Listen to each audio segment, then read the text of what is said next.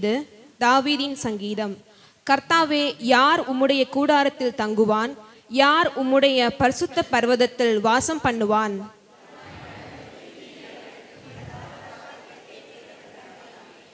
அவன் தன் நாவினால் புறங்கூறாமலும் தன் தோழனுக்கு தீங்கு செய்யாமலும் தன் அயலான் மேல் சொல்லப்படும் நிந்தையான பேச்சை எடுக்காமலும் இருக்கிறான்.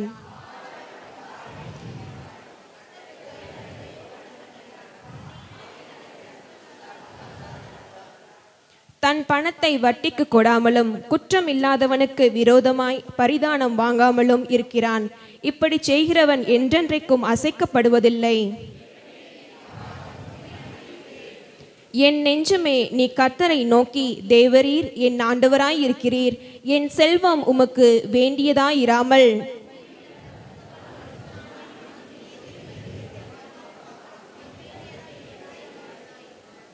அந்நிய தேவனை நான் நாடி பின்பற்றுகிறவர்களுக்கு வேதனைகள் பெருகும். அவர்கள் செலுத்துகிற இரத்த பான பலிகளை நான் செலுத்த மாட்டேன். அவர்கள் நாமங்களை என் உதடுகளினால் உச்சரிக்கவும் மாட்டேன்.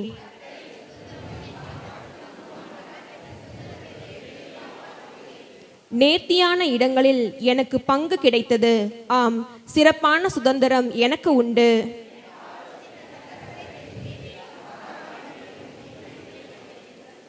கர்த்தரை எப்பொழுதும் எனக்கு முன்பாக வைத்திருக்கிறேன். அவர் என் வலது பரிசில் இருக்கிறபடியால் நான் அசைக்கப்படுவதில்லை.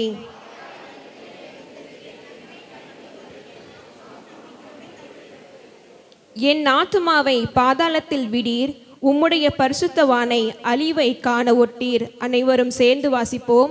ஜீவ மார்க்கத்தை எனக்கு தெரியப்படுத்துவீர். உம்முடைய சமூகத்தில் பரிபூர்ண ஆனந்தமும் உம்முடைய வலது பரிசத்தில் நித்திய பேரின்பமும் உண்டு.